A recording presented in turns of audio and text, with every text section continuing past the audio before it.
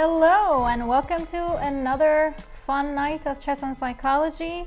Well, that's just the title of the class, so don't hope for me sitting up here and explaining psychology. I will embed psychology in the moves that we think, but this is not a psychology class by no means. That would be a university course that I am actually taking right now. Abnormal psychology. We'll talk about that later. Today I'm very excited because last week finally, guess what arrived? My baby, my beautiful, beautiful baby finally arrived. And there were t-shirts, there were mugs. I was hoping I was holding a mug right now, actually. I did not plan that. Could have done better. Wait, mugs plural? Yeah, there are two, sorry. Oh. There are a few t-shirts. There is my beautiful, beautiful fur baby back here. My handsome and very talented brother. I couldn't say talented for my cats. I had to use that for my brother, otherwise he would be disappointed. So today, I actually want to talk about a very, very nice chapter of the book called Don't Chase Pawns Too Early. I do have a very, very fun audience here. Slightly higher than my rating. It's hurtful. I got Chess Weep here, Bonzo Chest here. If there are any other streamers, please do let me know so I can announce. I got Tracy here. I don't know if Tracy has a personal streamer. All right, so I'm very excited about this. I want to keep going on this, and all right, let's jump to it. The first game that I want to show you is from baby Judit Polgar. She wasn't exactly baby when she played it, but it was interesting because her rating was like 23 something. So that's, for me, seeing Judit Polgar at 2300, I'm just like, whoa. That was something I did not expect. Yeah, the audience can't see your chats. I don't know if they'll. I don't think they're gonna join the camera. So, but they will see your chat because we do have a live class here as well. And the two games that I'm gonna show you are not that long, so this will be rather fun. This was one of the most brilliant games that I saw. Of course, it's Judith, so most of our games are going to be awesome. But she was 12 years old, and it was very interesting. So I'm gonna get started. Let's go ahead, see this beautiful game. I have tried this opening personally, but I usually did it more when there was d6 rather than knight c6. Personal choice. But I wouldn't give any recommendation on the opening based on this game because this is a rather old game, but it's a very, very beautiful one. So, oh, I see some Persian. I see a Salam. I see some Farsi. Oh, I remember Hossein Ganjali from when I lived in Iran, but it's been a while. The guy that I remember was really tiny, and so I think he's probably grown by now. Anyways. This was a very, very beautiful game. So I want to ask you a very basic question, and my mortal enemy, this mouse, is still here. This mouse keeps making me slip and show moves, so I have to be very careful with this guy. He's very, this one. Does it work okay on that book? I'm trying, but the problem is it slips a lot, and it shows moves, and... All right, I'll get another one. Thank you. Anyways, so my first question for you all, and for those of you who are not reading it here, what do you think white is preparing to do? Why do you think this c3 is here? We still have to make sure we're keeping it logical. Why do you play c3? You could have done knight c3. All right, the chat is answering, nice. Oh, I got the fake Morris here. Yeah, exactly. Thank you, chat people. Yeah, we want to go for d4. So black tried to stop it by playing e5, which is, I would say dubious. I just I'm not a biggest fan when this squares gets all weak. It's such a always gonna be there. It's such a I was gonna say immortal, but I realized that's not the word I'm looking for. Internal, there we go. Internal weakness, and then if the knight can get there, this is just really uncomfortable. And unless you're planning on doing d5 relatively fast after that, I'm not really buying this move. Well, see, that's what I'm talking about with the mouse. Knight f6 would be interesting, but then you could simply continue, and then you would make simple moves. You could consider e5, and this is a normal game. There's nothing wrong with it. Nobody's super winning, super losing. This is just fine. All right, let's pray that this will go back. There we go. So e5, and Judith went for d4. Now, what do you think? Of course, since it's Judith's, and I already said this is a very beautiful game, I think that kind of gives up the moves that we're going to look at. But what do you think? How do you feel about d4? d4, it's kind of challenging. Are you going to take it? Are you going to let it sit? What are you going to think? What do you think we should do? You mean black? Should black Yes. Should black be taking this? Should black just play a6, d6, whatever? What do you think?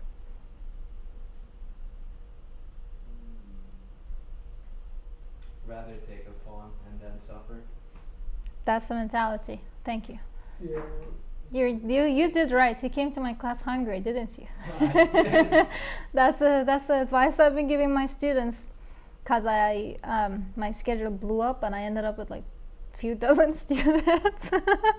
And so I've been telling everybody, make sure you join my class hungry so we can find the good eating moves. Anyways. Yeah, so that is true. You gotta take, and then let's take, boom, boom. And I was kind of thinking maybe bishop d4 instead of pawn takes d4. What do you guys think? Bishop d4?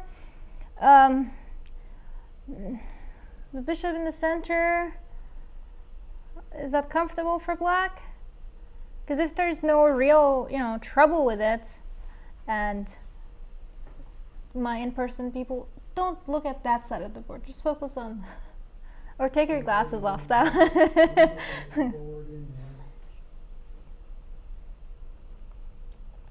Corey, I don't know. I don't think that's true, but I don't know you, so I don't think there's always room for improvement for everybody. All right. All right. Nobody wants to do anything as white? Is b4 here a problem? I like my rooks, so I would say yes. Attacking the c pawn. Indirectly, I can live with that.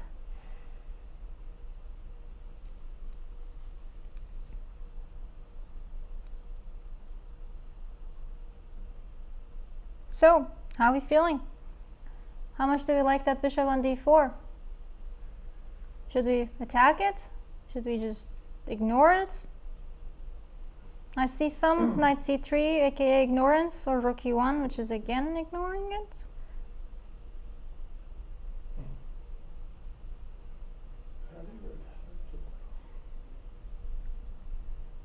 Develop the knight. Yeah, I guess we could kick it out. I like that.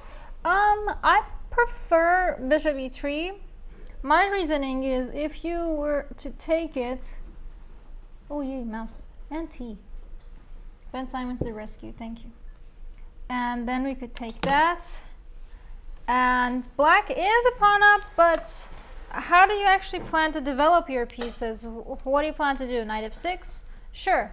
I can even do, even e5 and queen d6 and so many things. If knight e7, sure. I still have a relatively pleasant position. Where does this go? Hold on. Ah, there's that. So I'm going to be working with 2 mouse instead of 1. Alright, let me disable this one. There we go. Bye-bye, mouse. Okay.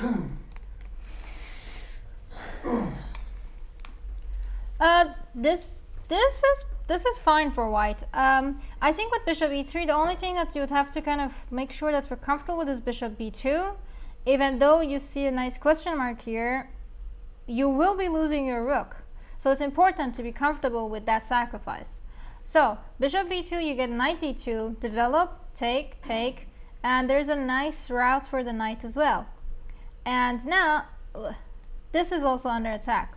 So let's say opponent tries to defend it. Again, you are going to continue.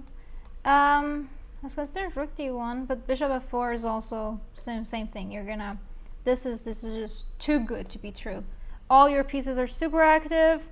I'm even thinking if we can throw in a rook e1 e5 at some point. This is just too good. This is I don't think anybody's gonna argue with this. If you are, leave a comment. I'll argue back with you. Yeah, I don't think bishop e2 is something to be worried about, and rightfully so. Bishop d4, because of bishop e3, gets a little uncomfortable, because then you would have to take, and there are a lot of developmental issues. So opponent took the pawn, and I want you guys to think here, as if you have the book, you'll probably see there's a position there. What do you think white should do? 12-year-old Judit Polgar. We already know she won the game. I already kind of gave that spoiler. What do you think Judit did? So white to move. Enjoy. Rook e1. That's a very logical move. I'm not opposed to it, but keep looking.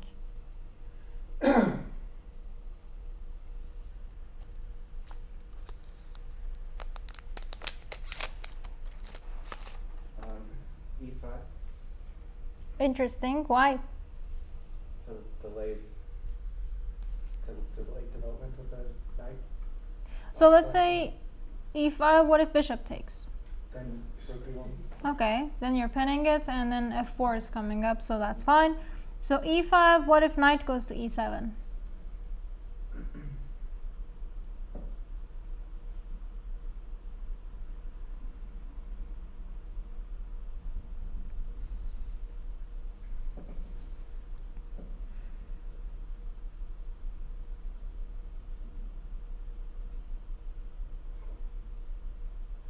So pair, I'm not opposed to attacking the king because black is underdeveloped, but we gotta find the right way of doing it. So I see a knight a3 in the chat, I see a queen a4, I see a knight d2, I see bishop f4. All these moves are logical because your opponent is well, rather I was gonna say underdeveloped, but I'm not gonna change it to undeveloped because there's just one bishop that's out there. So we do have the luxury of enjoying this game a little bit. But, as Chespunzo correctly said, I think, e5. Okay. Yep, e5 is the way to go. The idea is that now there's no more knight f6, the bishop is cut, so this will be mine. And there's no fun d6, there's no ideas here. If I can, this is a very beautiful outpost, if I can get this knight there, that will be, I think, the end of it. So opponent went ahead and she played knight e7. Now what do we do? To be fair, we can eat the pawn, but think about strongest moves, not just okay moves. How do you think we can best use the fact that black is, okay, now black is underdeveloped. There we go. Now it makes sense.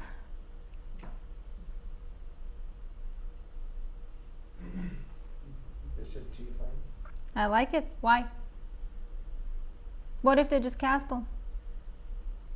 I just felt like it was being annoying. Well, there we go. Finally, I say this almost every time we're up here. That when I initially wanted to teach this class, the first thing that came to my mind as a name was how to play chess unknowingly, but that wasn't really user friendly. So the club managers were like, "We're not opposed to the idea. We like the content, but maybe a more, friendly name." So we ended up with chess and psychology. But the content is how to annoy the opponent. So you're in the right place if you're here for that. Yeah, bishop g5 is actually there. Finally, I think after a year, you're there. I think I need a new title to give to my students. A knowing master? Alright. No, I like bishop d4. Bishop g5. Queen takes d4 is fine. There's absolutely nothing wrong with it. Black can play knight c6. You're gonna do queen d6. This is still relatively comfortable for white. I don't think anybody is gonna object to that. However, why should I make my opponent happy with giving them a small knight c6 to attack my queen when I can play bishop g5 and stare into their eyes? Bishop g5. There you go. Now, if bishop e5, then what do we do?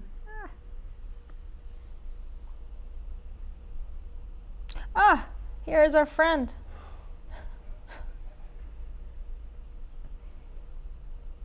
Beautiful bishop. You can also do rook e1 after. Wait, I actually don't know who to look at. Oh, okay. Oh, hi. Sorry, it's so dark. Well, so light here and they're so dark there. Oh, yeah. So yeah, I like the idea of rook e1, but H6 is better, Petrosian. to stop castle. I think bishop h6. What if opponent goes like knight f5? I wouldn't move that bishop if it wasn't with tempo. I think Para is thinking about it. Para Phoenix, I guess. I'm not opposed to rook e1, but this is just stronger. Take, go straight for it, and just because if the bishop moves, then you got rook e1, right? And if the queen tries to go, boom, you win the piece. If the king takes it, haha. Well, I don't know if I should really talk about this, so I'm just gonna gently show this, and boom, there we go. I think that's good enough for now.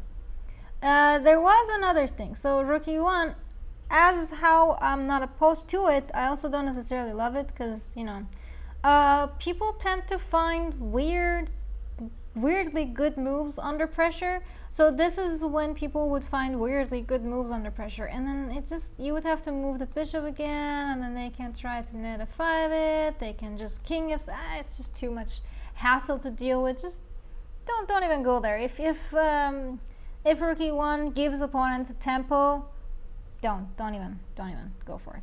All right, so bishop g5, keep the mentality of annoying your opponent. Now castle. Now what do we do? Anything to eat, anything to pressure.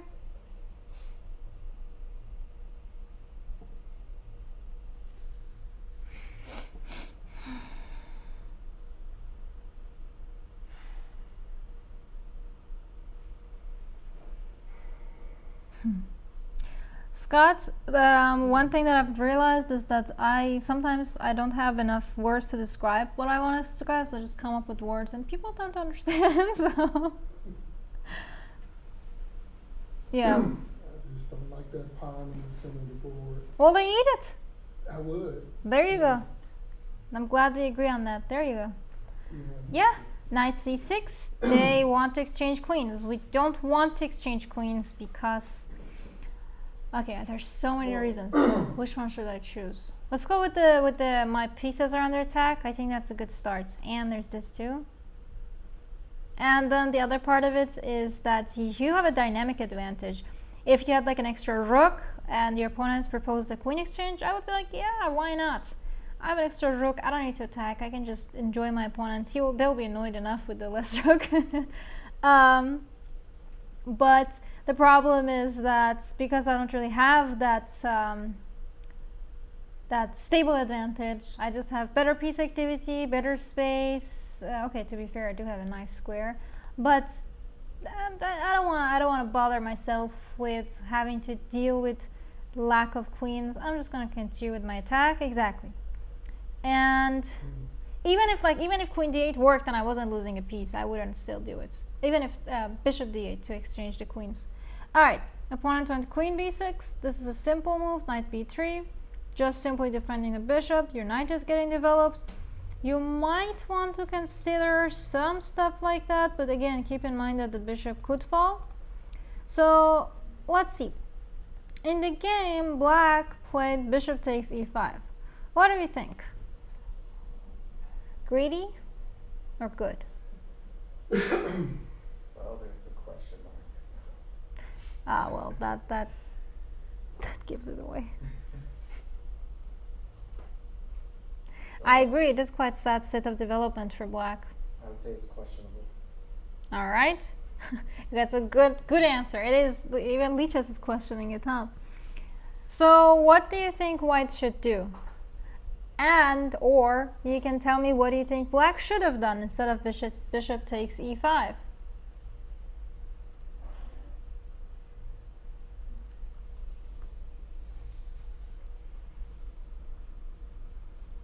Knight e4 with 10-point threat to go into f6. Whoa. I think you mean knight d5? But if knight d5, queen takes my bishop. Yeah, I like rook e1. Simple moves. Alright, we'll come back to this in a second. Let's say, what do you think is actually a good move for black? So we just played knight c3.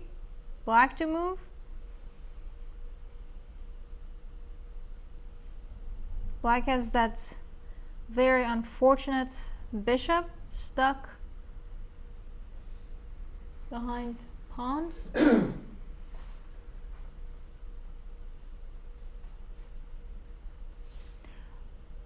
People are talking about. You gotta get your rook involved with the game. You gotta get your bishop involved with the game for black. You just can't let them sit back there. I like that logic. So what's the move? I mean, you gotta put your black needs to put his rook on e8. Too slow. Too slow.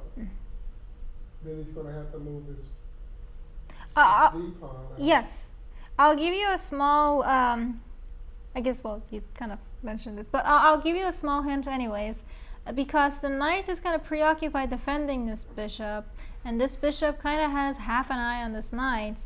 The move d5 makes a lot of sense, because you can't en passant it, because, well, this will be uncomfortable, right? And black is already capable of picturing a future in this game. I don't like that. I want hopeless opponents. I mean, I want happy opponents, just not over the board. I hope no kids are watching this. I can't teach ethics over. That never stops me. That's a brutal game. Exactly, but I teach a lot of young children, and I don't want to, tell them like, go torture your opponents. I don't wanna say stuff like that. So I'll settle for annoy. But yeah, so like right now you don't have enough pieces to annoy the opponent. So there's a question, why not d6? Well, let's go back. D5 is, I'm more comfortable with d5 because knight can't take, this falls, right? D6, I see what you're attacking, but a part of me just wants to take it over here and be done with it. Another part of me wants bishop f6. What else do I want? I'm kind of happy with this though. Take, I can take. You take, I'll just do this easy peasy. If take here, I'll take that. I'm not gonna complain about having a beautiful bishop. Yeah. Yeah, I don't know. D5 makes more sense because you're also kind of making the opponent question, should I do the en passant? Whereas d6 is more of an offer. Ah, there you go. There's a psychology behind it. Yeah, to me d5 makes better sense than d6. But if you come up with a better answer than I gave, please leave it in the chat or comment below. We would like to hear from you.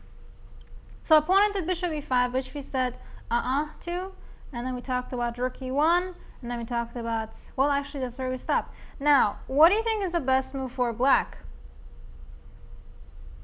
Black's bishop is problematic because if it's white to move right now, white does want to eat on the c6 knight and pick up the e5 bishop. So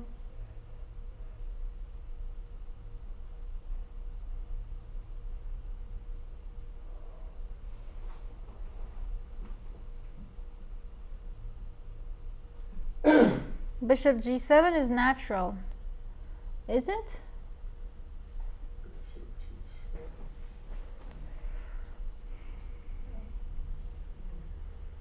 I see a bishop takes c3, a bishop g7, queen c5. Oh boy, queen c5. I would think capturing the knight is pretty for black, right? It's doable, but is it good?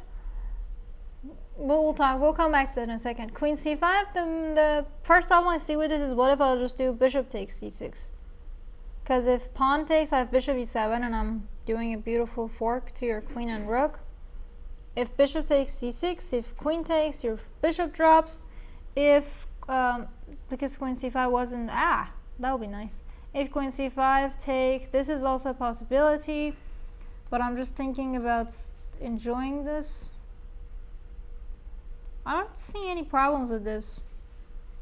You might be able to find better moves, but if this is the position, I'm perfectly happy. So, okay. We talked about, bishop g7. Yeah, bishop g7 possible. We can just go for bishop c4. Enjoy this.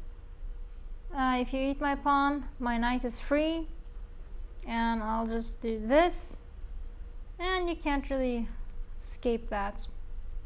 The other thing that was, I don't think anybody actually mentioned that, was f6. d6.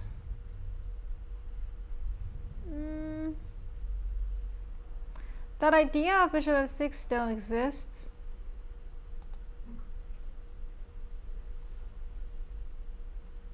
So you have to just be mindful of that. If you're fine with that, well, good for you.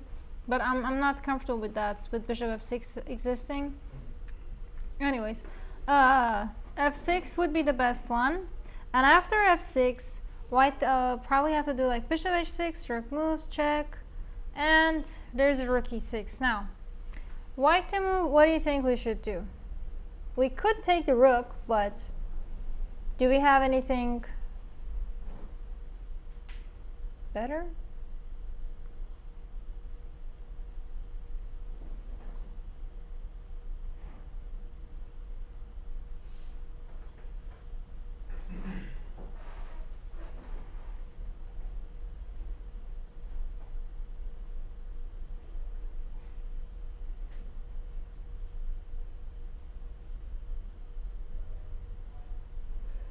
Always sack this exchange. I'm not opposed to it. Let's go. Take, boom. Beautiful checkmate coming up. Wait a minute. I'll wait. Oh, got it. Nice. Nice. Glad you like it. All right. Very nice. So, bishop takes c3. What do you think? Should we take back, or do we have some super cool magical moves?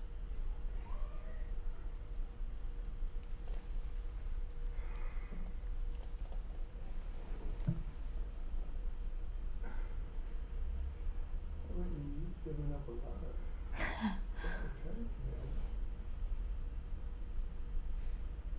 Too many gifts.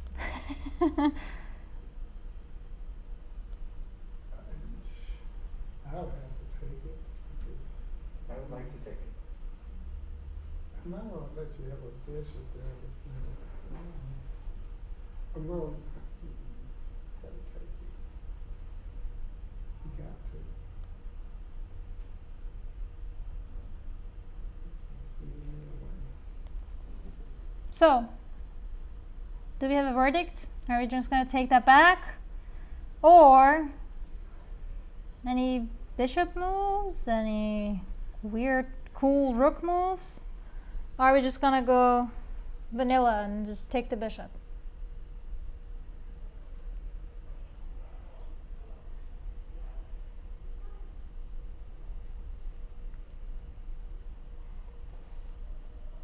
I think I made everybody confused. I see a lot of doubts in the audience's eyes. I love it. I think half of my job is to make you doubt the whole chess. Oh God. Good job. Yeah. So you try these bishops.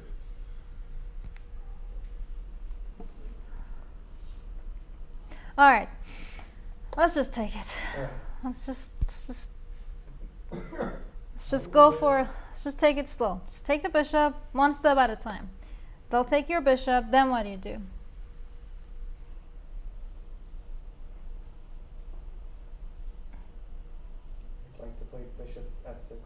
Right, which wasn't possible if we didn't take that. correct. Hold on now. If bishop f6, what is your opponent going to do? Yeah, I'll think about that after I play bishop Yeah. f6.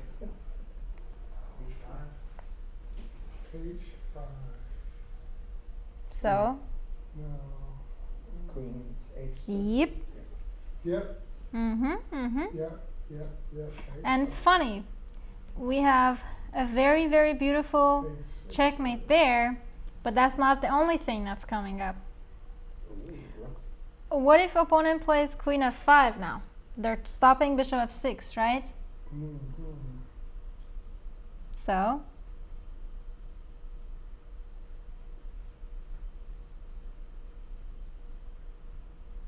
we could do a rook lift. the Huna? Rook lift? No? What happens to always scan for checks? Ouch. Does it work? I'll give you all a minute. Whoa, Anonymous, I think you gotta take a deep breath, buddy.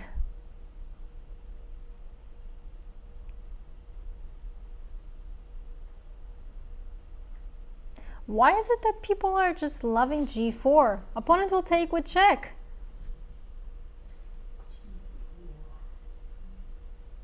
Queen takes Oh, f8. I can see. King takes, Yeah, And then Or- bishop h6. king g8. There you go. Yep. Beautiful checkmate. Ah, they resigned. This is hurtful. Anyways, this is a very, very, very beautiful game.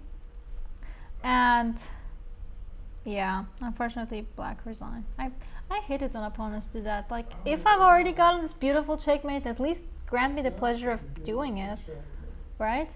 Yeah, because then they would have to take and come back. Boom, boom, right? Beautiful. wow. Yeah, so it was interesting because, let's circle back to the chapter title of Don't Chase Pawns Too Early. This was when your opponent, black, she started to chase pawns way too early. Basically, opponents, she was a very experienced one grandmaster. She went to just chase pawns and grab pawns, and she lost in 17 moves to a 12-year-old. Although she did become the strongest top 10 in the world and like strongest woman in the world, and all those, but still 12-year-old. So yeah, I guess the moral story of that, not every pawn is good to chase, especially at the beginning of the game. And we're gonna look at another game that is not as short, but That was nice. yeah. All right, let me scroll down. Yeah, this one was played by white was Parham Maghsoodloo, who I grew up knowing, and I mean we haven't really talked in years, but I think he recently did become a super grandmaster, right? Okay, that was a nod. Thank you. I keep losing track of my weeks, so just right now I feel like I'm still back in July. So, anyways. I'm just going to go ahead and get started, and we'll talk about the game as we go. This is another very interesting game because black was like 200 rating points. Actually, exactly 200 rating points less than white. And it was very interesting because I believe black was the younger opponent in this case. And yeah. And Parham was the more experienced, stronger. He had all the advantages in that case, but he probably underestimated his 14-year-old opponent and just went for pawns, and he got punished, and we're gonna watch that. All right, so I'm just gonna kind of go through the opening a little faster. Let's just keep going. I actually used to play this bishop e7 when I played Queen's Gambit declined more often. I like bishop e7 more than knight f6. Just has that little extra thing to it to make the opponent think. Some people pre-move bishop g5, so you're gonna enjoy that, huh? All right, so Carl spot pawn structure. Let's keep going. All right, let's see. Parham started to hunt pawns, so like to move Do we care?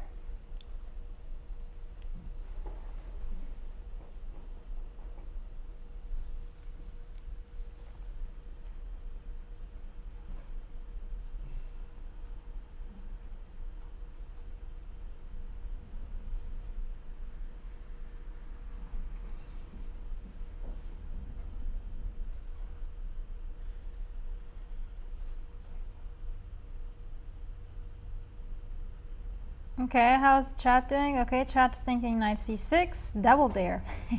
Wait, how's knight c6 a double dare? Oh, if queen takes b7, okay. Cold-blooded knight c6, queen gets trapped.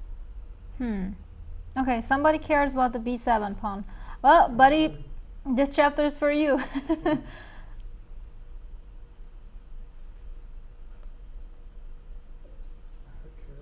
Castle.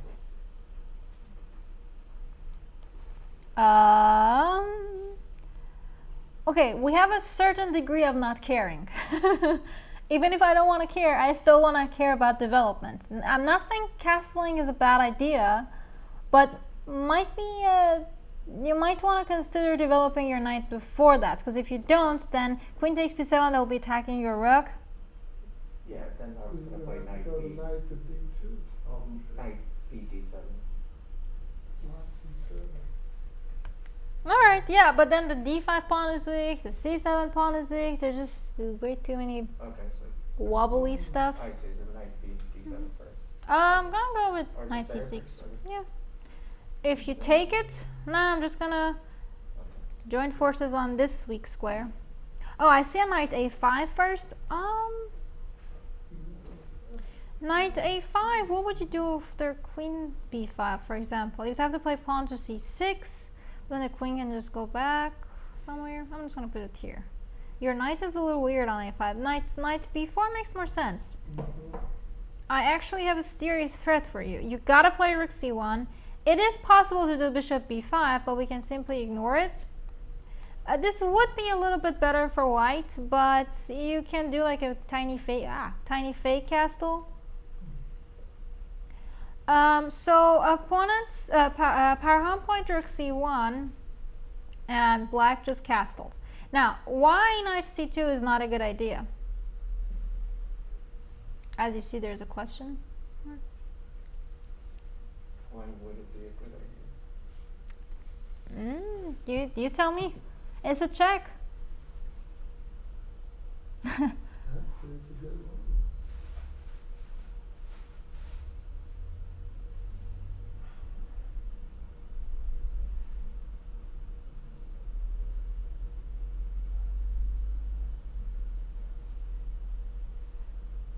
Anonymous, we did kind of mention if bishop b5 when we just said king f8, and we would just want to go g6, king g7. So we're just gonna chill.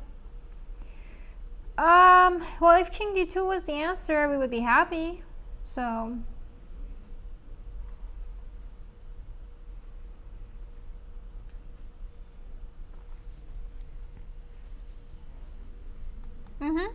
exactly. Bishop takes, boom. You gotta move the queen, another check. You gotta move it, another tempo.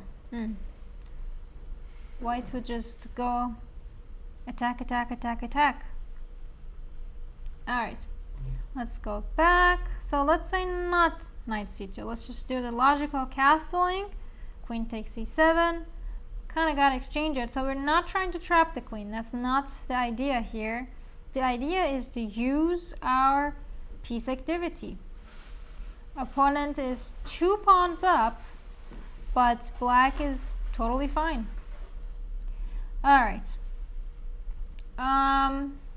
Black gotta be fast though. I think that's the only thing that you have to consider. You can't just play like a slow rook e8, slow knight d7. You gotta be chop fast. Alright, so rook f8. If bishop went to g3, this knight e4 is kinda cool too, because you're going after that bishop, and this knight is pinned, right? So what if bishop goes to f4? Then what do you do? Should we still go for the same knight e4 idea?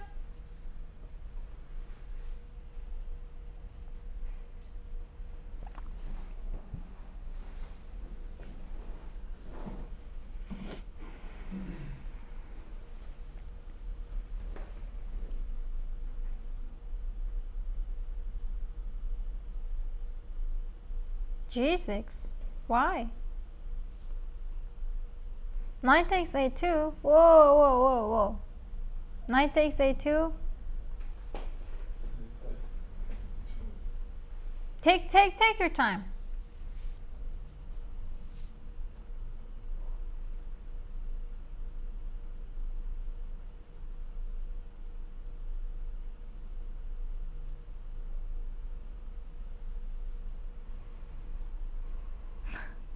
I think I lost one. Somebody went back to sleep.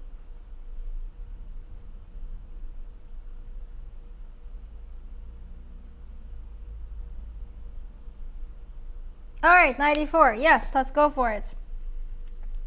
And now F3. This must be.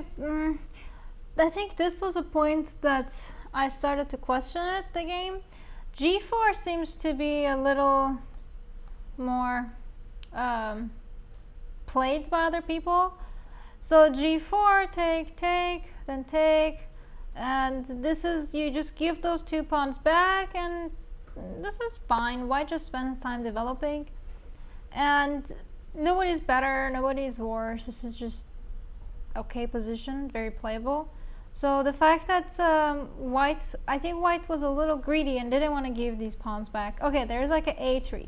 But after A3, we could, it's also funny, we can do A5. If you take, I take, this knight is having problems. If you go A2, wait, I can just take that. Why did I suggest that? If you go the other way, I can just take, rook A1, and this is just so beautiful, right? This is just super winning for black. The other thing that we could possibly consider was, there's a bishop e5 and there's a g5, and this gets really complicated. So possible too. But what I thought would be interesting to mention was this f3 that was played was relatively a new move. So do you think it's a good move or a bad move?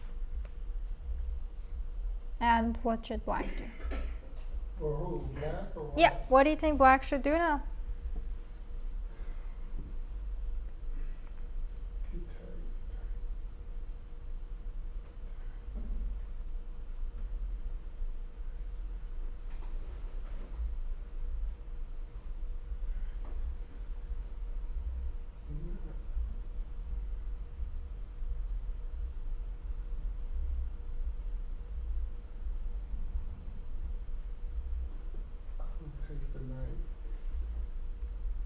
Okay. I would take a knight and he takes. Then I'll take his pawn on. Fair point. And he'll probably want to take my rook. Okay. Back. I agree. Let's take. If the rook takes, we would just take that. Yeah, Attack the rook. Rook takes, and just this is just too Right, pretty. That's what I would do. And if the pawn takes, we're gonna Then I was do this. G5 was something that I didn't necessarily want to consider at first. I was just thinking about knight takes a2. But knight takes a2, you might be giving your opponent a little bit of leeway. And white's still giving up those extra pawns, but white is gaining space, so it's on a maybe pile for me. So g5 was something that I didn't feel that instant connection to. Knight c2 was another thing that I briefly considered, but I immediately just was like, oh boy. No, g5 is fine.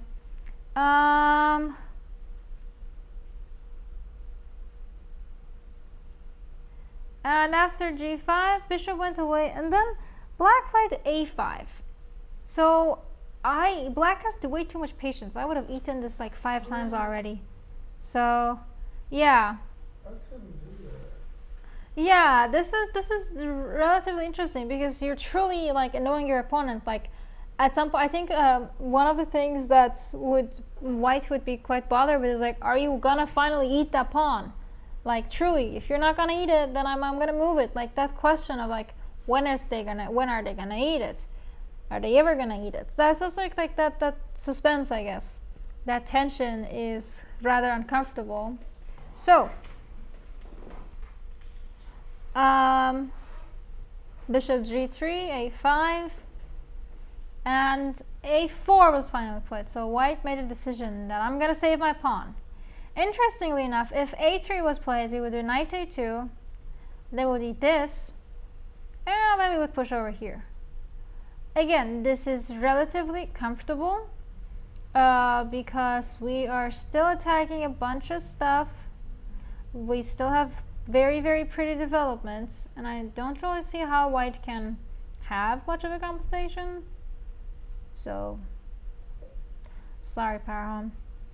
And so that's why a3 actually wasn't played, so I guess that's good. a4, knight a2, move it, boom, we're gonna take. Now, Parham played knight e2. You gotta develop somehow. So what do you think we should do as black?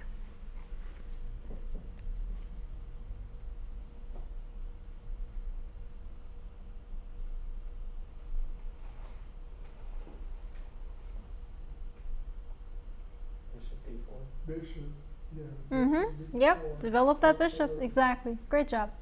Simple moves. Yeah. King went to f2. Now what did we do?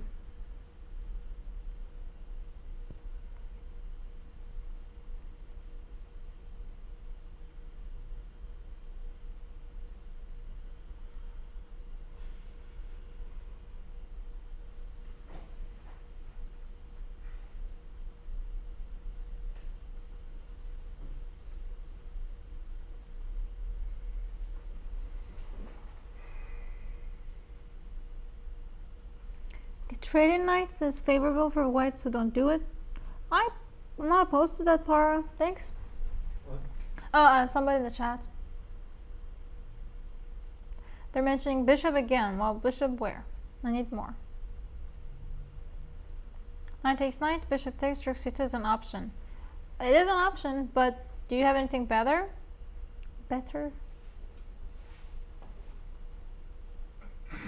Pin the bishop after takes. Whoa. So many people want to take that knight. What do you have against that knight? There you go. Bishop c2. Thank you. Bishop c2 is actually relatively interesting. Take, take. And here, Parham played rook a2. What do you... Okay, actually, I was going to say how do you feel about it, but this gives it away, unfortunately. Ugh. How do I stop that?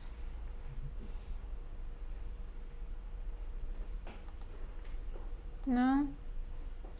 There's annotations on board. Oh, thank you. I thought, oh yeah, that actually helps. All right, thank you. So what do we think? Rook a2 or rook a3?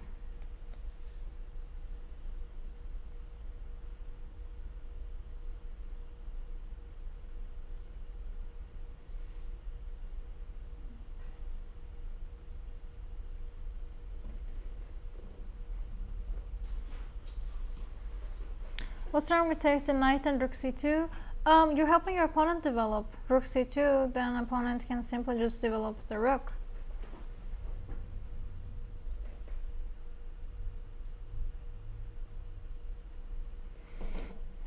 Rook a3 is a blunder. How come?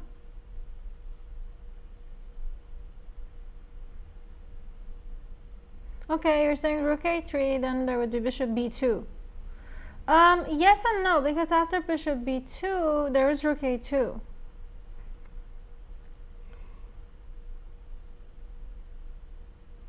So if rook a3 would make a lot of sense, because then if there's rook a1, alright, well that'll be it actually.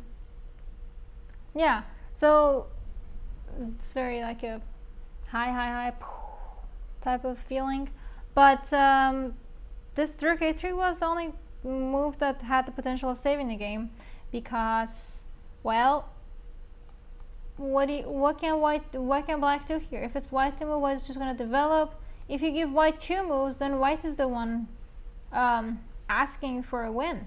So, well, I wouldn't say win, advantage. Asking for comfort. Let's go with that. Yeah. And white has an extra pawn, so white does have the luxury of time. So, rook a3 would have been very interesting. White played rook a2. Now what do we do? We got few ideas.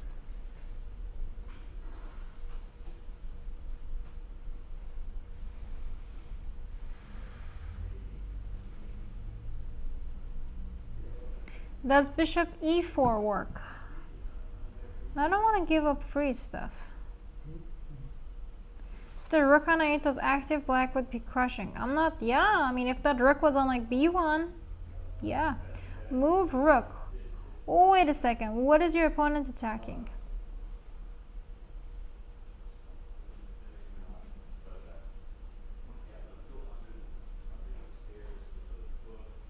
There's a bishop b1. Okay, I see there's a lot of bishop b1 suggestion coming up. Yeah.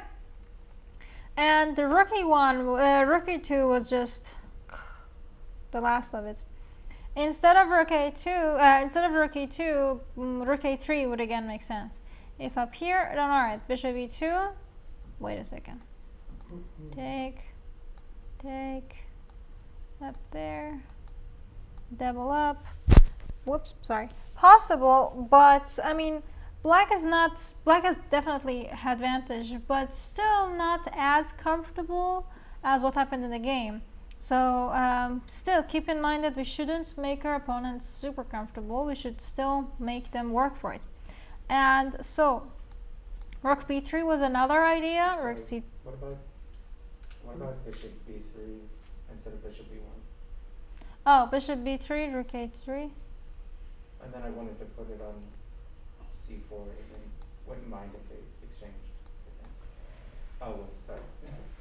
It's okay.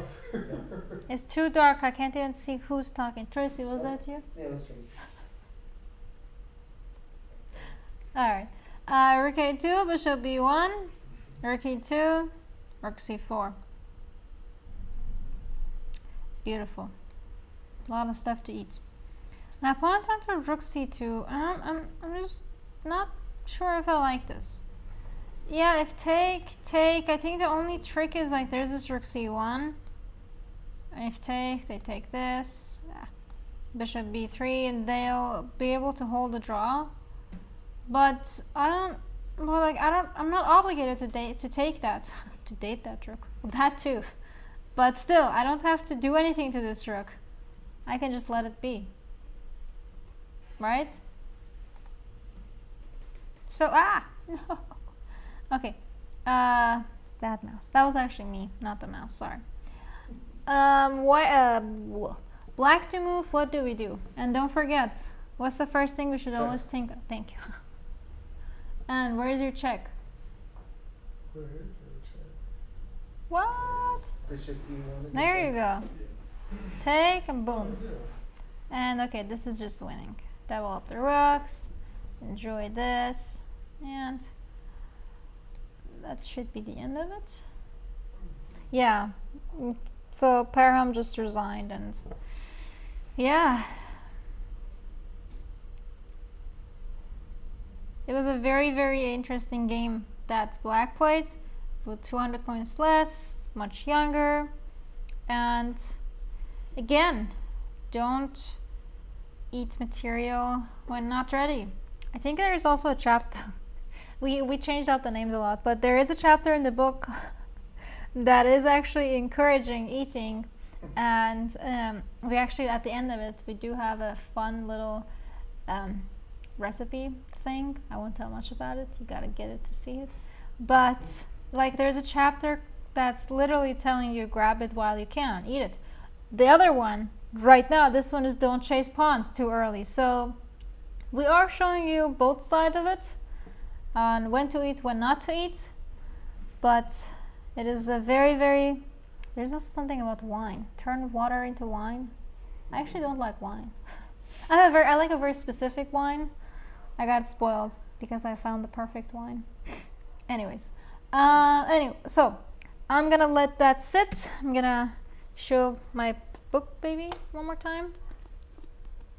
Oops, hold on. And my beautiful fur baby. And my baby brother. Oh my god, this is weird. And so yes, please feel free to get it. Let me know how you like it. It's like 400 pages, so you'll have a lot to go over.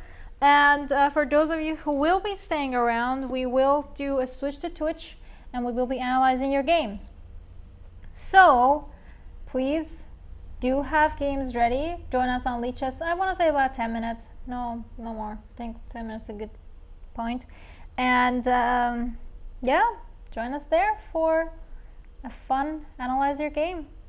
And if not, I'll see you guys next week.